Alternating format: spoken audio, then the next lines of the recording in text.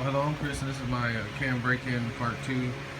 We're going to attempt to get everything ready. We're going to go over things like in part 1 and get this thing ready to start and break the cam in.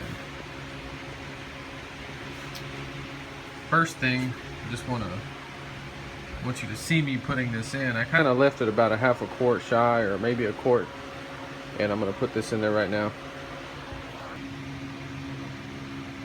I'm going to put it in first. Give it some time to kind of mix in there, if that helps.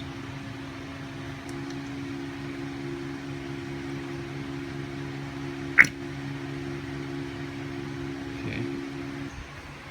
Alright, well, this is the oil I used, but I was watching some videos on YouTube and the guys were saying that this used to have that in it, but it doesn't anymore. I'm not 100% sure, but I'm just going to put that in there. But yeah, this is my little thing I made to break engines in. Anyway, we got putting the coolant in. Alright, well, I got the valve cover off, got the distributor out. We're gonna prime this and we're gonna go ahead and prime the oil system and just make damn sure that we got oil coming out over here. Got our oil points distributor.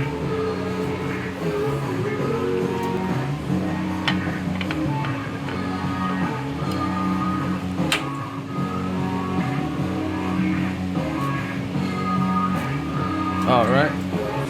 Yeah, sorry about the fans, man. There's a lot of mosquitoes here in Houston, Texas. So I'm going to spin the drill clockwise on a low speed, and we're going to make sure we have oil pressure before we start this.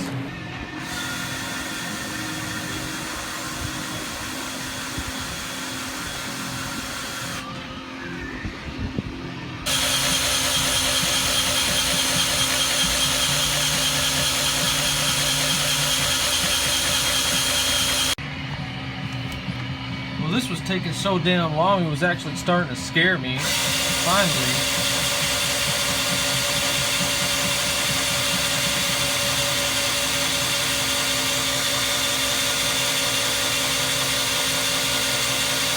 It's coming, but it's coming very slow for some reason, but that's fine. Alright, I've already checked this other side. I know the other side's working. I got the distributor back in, I got the valve cover back in, we primed the oil system, and this is another reason I'm making this video, because I got that aftermarket Summit box from a guy, and I don't know if it's 100% good or not, so now we're going to crank the engine, and we're going to test to see if it's getting a spark before we sit there and waste our time trying to crank this engine over that's not getting any spark. So that's the first thing we're going to check. The way we do that is we're going to take this off, take the plug out, and I'll show you. Okay, so I got the spark tester on it. I bought that at O'Reilly. It was real cheap.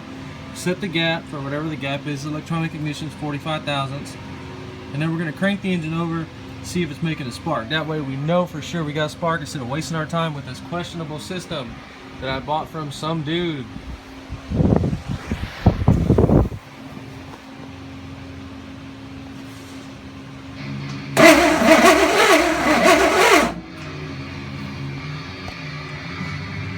Okay, you seen the spark?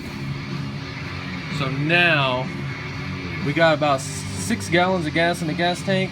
Now that we know we have spark, we put that back in there, and our ignition box is good. I was real pissed off because I was trying to test this ignition box, just giving ignition to it, and for some reason it has to be triggered by the magnet pickup. So if you're going through one of these boxes, you might want to crank the car before you determine if it's good or bad, because anyway, whatever, that's not the point of the video. We're going to throw some gas in there, and we're going to see if we can get it to crank and get the thing idling first, and then we're going to set the timing, then we're going to break the cam in. Okay, so we're going to dump some gas in and crank it.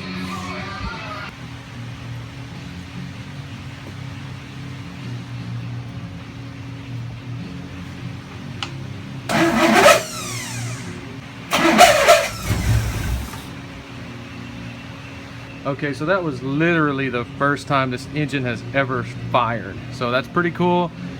That's why we checked the spark. Now the carburetor is empty, so we're gonna have to do that a couple of times until we can get the carburetor full.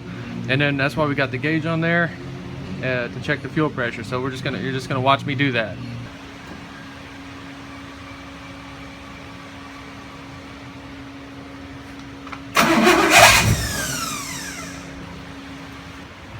So the reason it wouldn't start at the beginning is because I had this all the way this way. I just ran it in a little bit and then it fired right up. So we have the timing pretty close.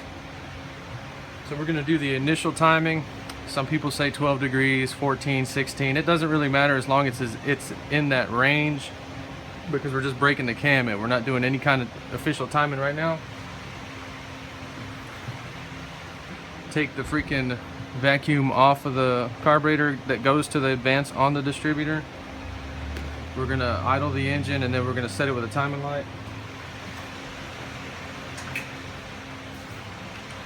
It's just a regular one from O'Reilly. Goes over number 1 spark plug.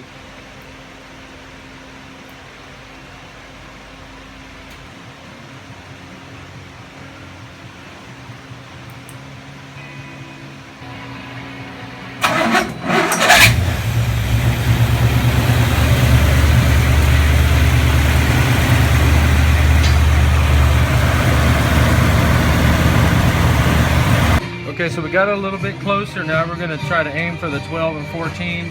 I mean the 12 and 16, just to get it on the safe side.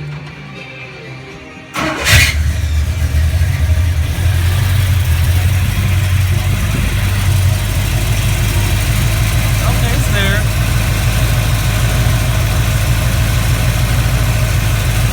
Up now.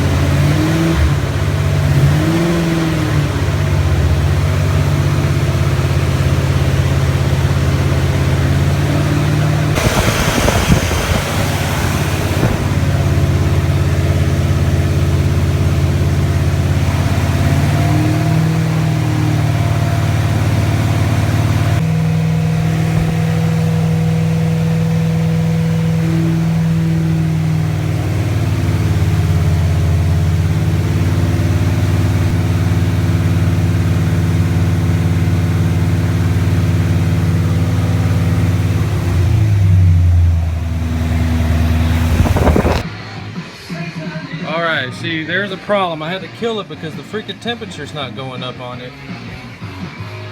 And I don't know, I might have to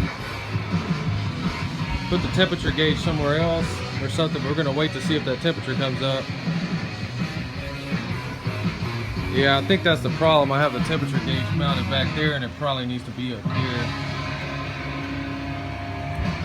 Yeah, because I saw that radiator starting to overheat. Will come out of the, there you go. So that's why I make videos, because I'm really doing this in real life and just showing you what can go wrong. So the temperature gauge appeared to not be moving, but now as you can see it started to come up. And that's the kind of stuff you want to watch for. And like I said, don't worry about it, just shut the freaking engine off. Okay, so we got about 4 minutes, 5 minutes in. We're only doing it about 2,000 RPM. We're gonna go ahead and try it again. Okay, see, we got it full. All right, so I'm gonna use an egg timer.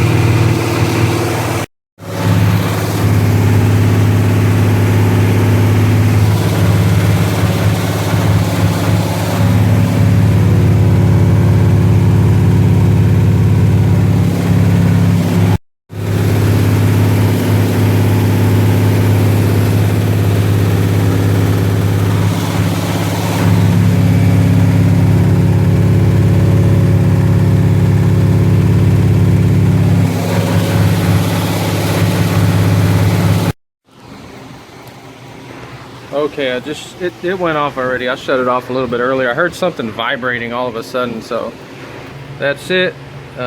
Temperature stayed good. Alright, so now the cam is broken in. You want to change the oil right after the cam break-in, and here's why. All that moly lube, no telling what else. You want that out of there. So from now on, whenever I change the oil in this car, I'm going to be adding this whole bottle. It's $20, it's expensive, but you run a flat tappet cam, you might want to do that. I am. We're going to go ahead and give it a cold start and see what it sounds like. After the oil change and the cam broken in.